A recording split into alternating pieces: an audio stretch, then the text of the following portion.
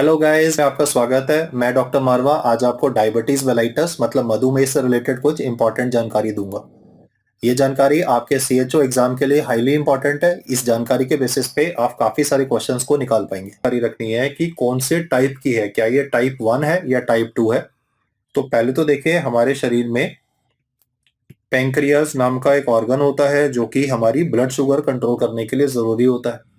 क्यों? क्योंकि ये पैंक्रियास क्या करता है, ये एक हार्मोन प्रोड्यूस करता है जिसका नाम होता है इंसुलिन। और इंसुलिन वो चाबी है जिससे शुगर मसल्स के अंदर चली जाती है। तो हम मसल्स में जब एक्सरसाइज कर रहे हैं या मैं अभी लिख रहा हूं या बोल रहा हूं तो मेरे मसल्स शुगर का इस्तेमाल कर सकते हैं। लेकिन अगर किसी पेशेंट में पैंक्रियाज में डैमेज हो जाए तो इंसुलिन कम बनेगा।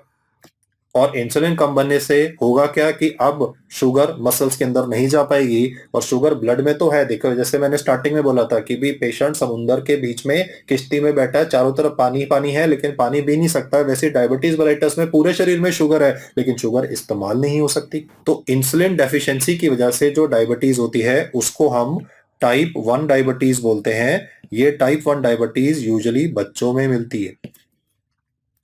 लेकिन एक और प्रॉब्लम आ सकती है। अब प्रॉब्लम क्या आ सकती है कि जो इंसुलिन असर कहां पे करती है, वो मसल्स पे असर करती है। इंसुलिन जो फैट होता है, फैट को क्या बोलते हैं, एडिपोज टिश्यू। तो हमारे शरीर में देखिए अलग अलग टिश्यूज होते हैं जिनमें रिसेप्टर होते हैं। इंसुलिन जाके आप समझ लीजिए एक चाबी है और एक ताला है। तो जो इंसुलिन है वो चाबी है और ताला जो है वो रिसेप्टर है। तो मसल्स और एडिपोज टिश्यूज पे जो रिसेप्टर है, जो मैंने बोला जो लॉक है, जो ताला है, जो लॉक है, वो लॉक ही खराब हो गया। अगर लॉक खराब हो जाता है, मैं यहां ऐसे स्लैश से ये लिख रहा हूं कि भाई रिसेप्टर असर नहीं कर रहा। और वो रिसेप्टर पे असर क्यों नहीं हो पा रहा है? क्योंकि अगर कोई आदमी का वजन बहुत ज्यादा बढ़ जाए, आपने देखा होगा खासकर मोटे लोगों में डायबिटीज मेलाइटस टाइप 2 ज्यादा होती है। तो एक्सट्रीम ओबेसिटी, या फिर कई बार ऐसा भी होगा कि वो बताएगा कि मेरे पिताजी को, मेरे दादाजी को, दादी जी को, किसी को डायबिटीज मेलाइटस थी। तो फैमिली हिस्ट्री, तो बहुत बार आपने देखा होगा कि एडल्ट्स के केस में, बड़े लोगों के केस में, या तो मोटापे की वजह से या फिर फैमिली हिस्ट्री मतलब उसके पिताजी को है, उसके ग्रैंडफादर को है, उस फैमिली हिस्ट्री की वजह से इनके रिसेप्टर काम नहीं करते। रिसेप्टर काम नहीं करेंगे तो चाबी तो है, इंसुलिन तो आ रहा है, लेकिन वो असर कैसे करेगा जब रिसेप्टर ही नहीं है। इस टाइप के डायबिटीज को हम टाइप 2 डायबिटीज मेलाइटस बोलते हैं। ये जानना इस वजह से जरूरी है, या क्यों आपको पढ़ाया जा रहा है, इज बिकॉज कि टाइप 1 डायबिटीज में क्योंकि इंसुलिन की कमी होती है तो हम वहां पे इंसुलिन के इंजेक्शन लगाते हैं। लेकिन टाइप 2 डायबिटीज में आपको सीधा इंसुलिन इंजेक्शन लगाने की जरूरत नहीं है। क्यों? क्योंकि हम इंसुलिन की कमी नहीं है ना। यहाँ पे तो चाबी में, रिसेप्टर में खराबी है। तो हम रिसेप्टर को ठीक से काम करने के लिए दवाइयां दे सकते हैं। मैं फिर से ये चीज दोबारा से समझाना चाहूंगा कि टाइप 1 डायबिटीज में पैंक्रियास डैमेज हो गया तो इंसुलिन की कमी हो गई। तो क्योंकि इंसुलिन की कमी है तो आप इलाज के लिए इस पर्सन को इंसुलिन के इंजेक्शन लगाओगे।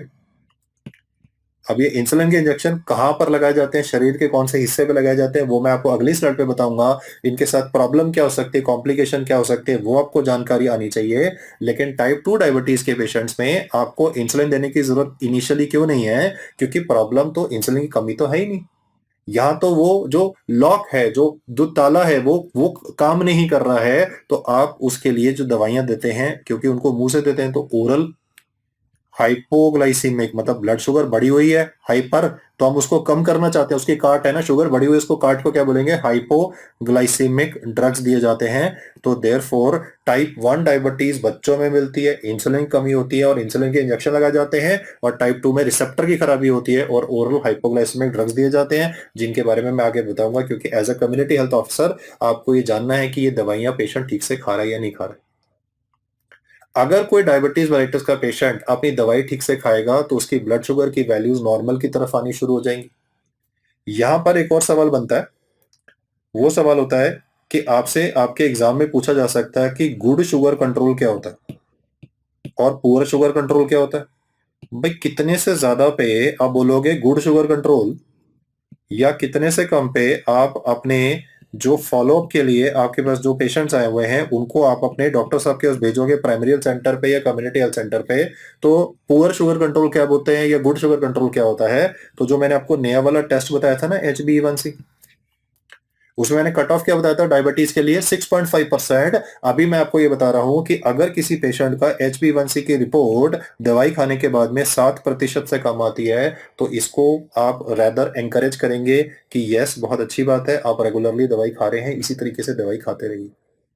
लेकिन आपके बहुत सारे ऐसे फॉलोअप वाले पेशेंट्स होंगे जिनको आपको आपके कम्युनिटी हेल्थ सेंटर या प्राइमरी हेल्थ सेंटर भेजना पड़ेगा, क्योंकि यहाँ पर पुअर शुगर कंट्रोल है। पुअर शुगर कंट्रोल मतलब HbA1c मोर देन 7%। तो मैंने आज आपको याद कराई दो कट ऑफ, एक है 6.5%, एक है 7%। सवाल ध्यान से करके आना। डायबिटीज मेलाइटस के डायग्नोसिस के लिए वो बोलेगा कितना, तो आपका आंसर है 6.5%। लेकिन गुड या पुअर ये वर्ड लिखा हो ना, गुड या पुअर शुगर कंट्रोल, तो कट ऑफ कितना है? 7%। जिस पेशेंट का वैल्यू 7% के ऊपर है उसको तो डेफिनेटली फॉलोअप के लिए भेजना ही बन जाए। अब जो टाइप 1 डायबिटीज मेलाइटस के पेशेंट्स होते हैं उनको इंजेक्शंस लगाए जाते हैं इंसुलिन के। ये इंसुलिन का इंजेक्शन कहां पर लगाया जाता है? तो बहुत बार आपने देखा होगा बच्चों को और एडल्ट्स को जिनको भी टाइप 1 डायबिटीज का डायग्नोसिस हुआ है वो पेट में इंजेक्शन लगाया जा रहा है। ये जो रूट ऑफ एडमिनिस्ट्रेशन है ये पूछा जा सकता है आपसे कि ये इंजेक्शन कैसे लगाया जाएगा, तो ये इंट्रामस्कुलर नहीं है, ये सबक्यूटेनियस है। ये सबक्यूटेनियस टिश्यू में इंजेक्शन लगाया जा रहा है, जो कि आप देख रहे हैं इंसुलिन सरिंज अलग से आती है 1 ml सरिंज। उस इंसुलिन सरिंज में मेजर करके हम पेशेंट को पर्टिकुलर यूनिट्स इंजेक्ट कर देंगे सबक्यूटेनियसली।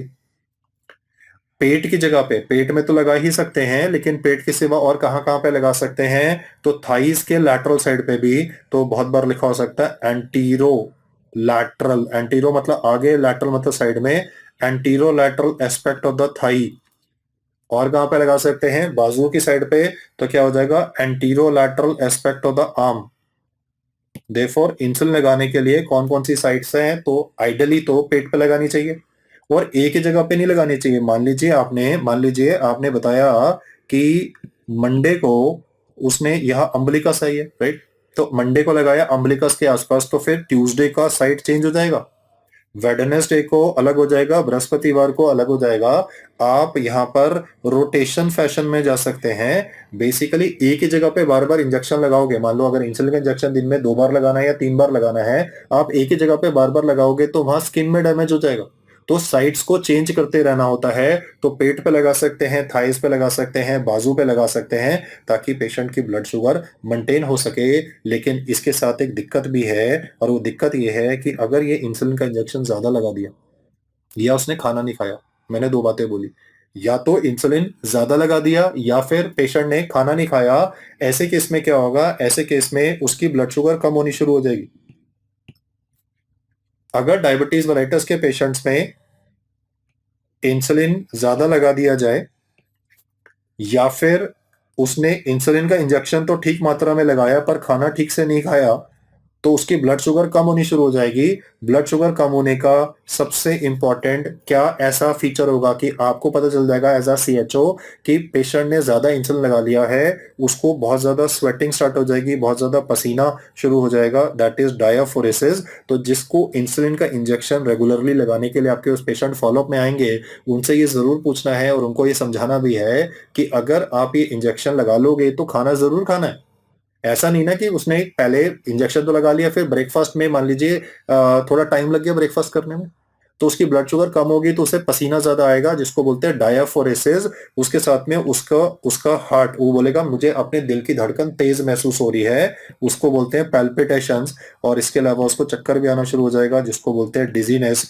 तो अगर किसी पेशेंट में, किसी इंडिविजुअल में इंसुलिन का इंजेक्शन लगाने के बाद ऐसा होना शुरू हो जाए, तो फिर आपको क्या एडवाइस करना है? आपने उनको बोलना है कि कोई चीज मीठा ले लीजिए। क्या ले सकते हैं? शहद ले सकते हैं, टॉफी ले सकते हैं, चॉकलेट का पीस ले सकते हैं। यहाँ पे शुगर इनटेक के बारे में बताना है। अगर पेशेंट कुछ मीठा चीज ले लेगा, गुलाब जामुन खाने खिलाने के लिए नहीं बोल रहा, बहुत ज्यादा मीठी चीज खिलाने के लिए नहीं बोल रहा, मैंने बोला चॉकलेट थोड़ा सा दे दीजिए, बिस्किट दे दीजिए, कुछ भी मीठा दे दीजिए, घर में दूध है, दूध में थोड़ा शक्कर मिला के दे दीजिए, तो उससे पर्सन के ये सिम्टम्स ठीक हो जाएंगे। और अगर कोई पर्सन इंसुलिन के इंजेक्शन लगातार लगाता रहेगा तो इससे कोई दिक्कत नहीं होती है, इससे उसकी लाइफ में फ्यूचर में प्रॉब्लम नहीं होगी। ये बहुत बार लोगों में ऐसी एक धारणा है कि इंसुलिन लगाने से शरीर को उसकी आदत पड़ जाती है। देखिए इस बात को समझिए कि इस पेशेंट के शरीर में इंसुलिन की कमी है तो बाहर से वो पूरी करनी पड़ेगी ना, वो दवाई से ठीक नहीं होगा, वो करेले के जूस से ठीक नहीं होगा। तो ये धारणा कि करेले का जूस लेने से ये ठीक हो जाएगा या फिर ये कोई कोई अलग से आयुर्वेदिक दवाई खाने से ठीक हो जाएगा, वो बड़ी मुश्किल सी बात है। इंसुलिन की कमी है तो इंसुलिन बाहर से आपको देना पड़ेगा। इस इंसुलिन को जैसे शरीर में इंसुलिन बनता है वैसे ही हम लेबोरेटरी में बना चुके हैं, एग्जैक्ट सेम बना चुके हैं, सिर्फ उसका इंजेक्शन तरीके से लिया जाए तो इससे कोई ज्यादा नुकसान नहीं होता, इससे ज्यादा उस पेशेंट को बाद में कॉम्प्लिकेशन नहीं होते। मैं कॉम्प्लिकेशन के लिए आपको एग्जांपल दे देता हूं। एक तो हमारे फॉर्मर फाइनेंस मिनिस्टर थे, जेटली साहब, बीजेपी गवर्नमेंट वन के। दूसरे हमारी मिनिस्ट्री ऑफ एक्सटर्नल अफेयर्स में मिनिस्टर थी बीजेपी वन में सुषमा स्वराज जी। दोनों को डायबिटीज था, दोनों बड़े पॉलिटिशियन थे, एम्स हॉस्पिटल के बेस्ट से बेस्ट डॉक्टर को दिल्ली में दिखा सकते थे, लेकिन उनके पास टाइम ही नहीं था अपनी डायबिटीज को मैनेज करने का। तो दोनों को डायबिटीज की वजह से किडनी में खराबी हो गई। फिर उनका किडनी का ट्रांसप्लांट किया गया, वो भी एम्स हॉस्पिटल में हुआ। लेकिन उस ट्रांसप्लांट ऑपरेशन के बावजूद भी क्योंकि उन्होंने अपनी शुगर का ध्यान नहीं रखा तो जेटली साहब को भी हार्ट अटैक हो गया और सुषमा स्वराज मैम को भी हार्ट अटैक हो गया। तो आप ये समझिए कि डायबिटीज वराइटिस वाले पेशेंट्स को हार्ट का डिजीज बढ़ जाता है, उनकी किडनीज पे काफी ज्यादा फर्क पड़ता है। तो मैं तो ये आपको एग्जांपल इसलिए दे रहा हूँ कि उनके पास तो सारी सुविधा थी, सारी फैसिलिटी थी, उसके बावजूद भी आप देखिए इतने बड़े पॉलिटिशियन होने के बावजूद भी क्योंकि उन्होंने अपनी हेल्थ को निगलेक्ट किया तो डायबिटीज से नहीं जीत पाए। तो ये एक ऐसा डिजीज है जिससे लड़ने के लिए आपने पॉपुलेशन में ये जागरूकता फैलानी है कि उनको रेगुलर इंसुलिन का इंजेक्शन लगाना है टाइप 1 डायबिटीज में।